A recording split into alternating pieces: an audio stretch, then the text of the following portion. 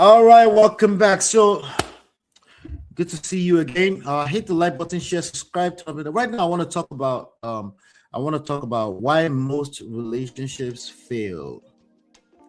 Okay, I want to talk about why most relationships fail. The five relationship mistakes nobody wants to admit, and even worse, no one is teaching this anywhere. So let's get into it. Let's get into it. Let me see here. Okay, good.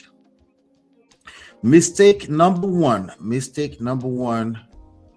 Ego over accountability. Mistake number one, ego over accountability. This is a struggle for a lot of people. I found this is a struggle for a lot of people. All right. And ego, when I say ego, I'm not talking about the one that you would admit to, or I'm not talking about just being a pride or a prideful person. I'm talking about pride in its most toxic form. Okay. Accountability doesn't always mean you admit to wrongdoing. It doesn't mean it's not the same thing as blaming. It's not the same thing as faulting. It's not the same thing as guilt. I found that a lot of Nigerians especially think that accountability and blame are the same thing. They say you cannot be accountable, you cannot hold people accountable, or you cannot hold yourself accountable without blaming yourself. Those are two different things, okay? And I'll suggest you do some more studies around that, okay? But let me get through it. I'll come back to it if I have some time. Mistake number two, public image replacing private integrity. We're not talking about just celebrity. I'm talking about how you're perceived outside, the obsession with how you're perceived.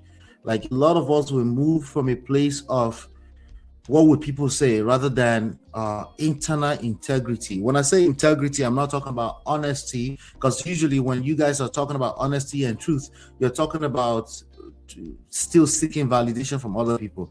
Now I'm talking about integrity with respect to who you truly are inside, right? And the reality I'm finding, the truth that I'm finding out is that a lot of people, rather than establish themselves and make sure they establish who they truly are first, right? They'll rather worry about what other people think. Even when it gets all the way down to their relationship and marriage, their concern is usually what other people think outside of the relationship itself. They're disconnected from integrity with respect to the relationship, and they're much more concerned about what it looks like on the outside.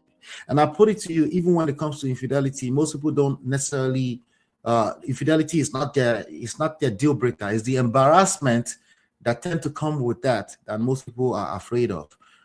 So again, it goes back to public image. Let me go to number three. Mistake number three, hyper focus on red flags for emotional soothing. Okay, red flag. We still have married people that have been married for 13 years, much more concerned about red flags. You know, what did you do? What were you looking at? Did you not discuss these things? The hyper focus on red flags. Yes, I wrote a book called Number One Red Flag with the help of my wife. It's called Number One Red Flag. But if you read the book, you will know that, yeah, it has deeper meanings than just becoming a walking red flag. Most people are hyper focused on red flags, and by doing that, they become a walking red flag. As opposed to, again, integrity to self, right? Who are you? Who are you? Would you be happy to be yourself if your spouse, if your husband, your wife is no longer involved in the discussion? Would you be happy with yourself? That's a great mistake that a lot of people are making when it comes to relationship. They are much more concerned about holding their partner accountable as opposed to self-accountability. Self-accountability has nothing to do with guilt. Okay, the closest that most people think about this is they're thinking guilt. What did I do wrong? So of course they beat themselves up, and then again they have nothing to pour into another person. So that's another mistake that a lot of people make. Let me fly through this real quick. Mistake number four, power imbalance. Okay, money, fame, age, influence. Maybe you don't have fame, but you have some level of money. You make some kind of money. You're richer than someone out there, right? Age, you're older than someone out there. Okay, forget someone out there. We're talking about your romantic partner, right? You might be making more money than them, or they make less money than you, right? You're older than them, or you're younger than them, sometimes significantly. If you're anything 5 years above each other, it starts to create a certain type of dynamic. And if you're not prepared to learn how to mitigate the issues that come with that, then it will become a matter of power imbalance, right? And power imbalance is one of the grave elements that affect marriages today. Okay, so again, when we talk about money, do you make more money than your partner? And is this a decision that it goes into one pot? If it doesn't go into one pot, then that comes with its challenges. Okay, but the real mistake here is to pretend like everybody knows it should be a big deal. No, it's not really a big deal. No, it becomes a big deal. Trust me. The same thing with age gap, the same thing with influence gap, the same thing with distance gap, the same things with gap as related to race, right? Gap as related to color, yes. Gap as related to religion, right? Tribe, right? Even from town to town, people have their differences, and that can pose to be a threat to your relationship if you're not paying attention. So how do you mitigate that? Hold on one second. I'll see if I have some time. But these are the mistakes right here. Not paying attention to power imbalance. The key thing, let me say this before I move on to the next one. The key thing that you need to pay attention to is, number one, awareness. Okay. Number two, the way to mitigate that is to get your partner on your team. It's easier said than done. Okay. Because sometimes it feels unfair. It feels like you're not holding them accountable, right? But I promise, I beg of you, what you need to do is get them on your team, and it's you as a team against the world. If you don't prioritize that, it's going to be you against your partner. And of course, it has nothing to do with good characters, okay? Because many of us have good character, but we don't understand that as a skill set, okay? It has nothing to do with good character, integrity, all that nonsense, how you were raised, your upbringing, all those things you use to shame your partner. Flip it. You need to get your partner on your page. Come down to their level, go up to their level, meet them, match their energy at their level, get them on your team so that you can actually fight the forces of evil together. A house divided against itself cannot stand. Number 5, mistake number 5, using marriage to heal personal trauma. Marriage is an institution. Marriage does have a manual, okay? Marriage is not a place where you go to as a person of, if you're a trash person, that marriage is going to be trash. It's a function of the persons inside of it.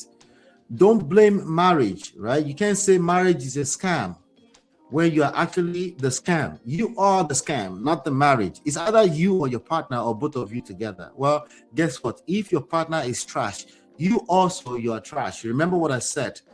I know you actively try to divide it and you blame your partner and you struggle with self-accountability. Remember, it's not about your personal character. It's about the dynamic of what you found yourself in. If you don't pay attention to the dynamic that you're creating with, regardless of what you think your character is or how you were raised, if you don't pay attention to that, you will collect. Okay? So stop thinking of this as a matter of a good character, a bad character. There are too many people with good and bad character, all of the above. Particularly good character at the divorce courts on all sides.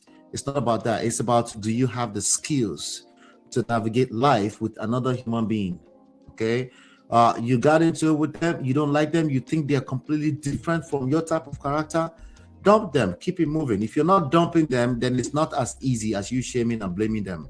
You're probably trash yourself. And that's probably why you're creating trash marriage. And you can work on that. Let me tell you something. When it comes to marriage, just like life and every other area of life, right? Just like what do you call it?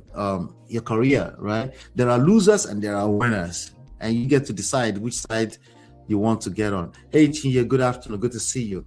That's what I have for you. It's actually, I don't have 2 bonuses for you. That was a typo. Those are 5 mistakes right there. Number 1, ego over accountability. Mistake number 2 of 5, public image replacing private integrity.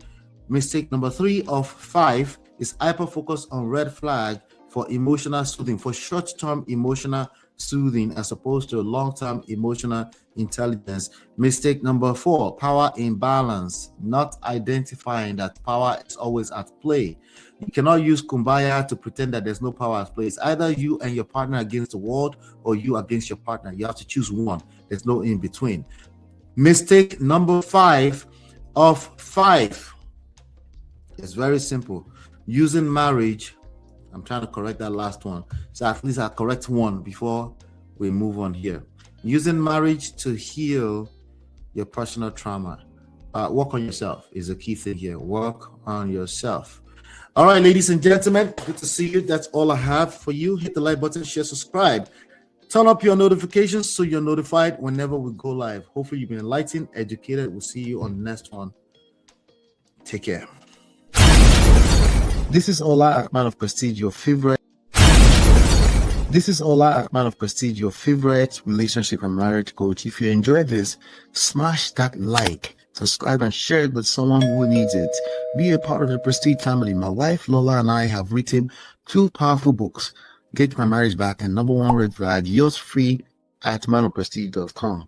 For personal coaching, send me a WhatsApp request for consultation to +1 732 305 8577. Stay tuned for more. Your journey to love and prestige starts here.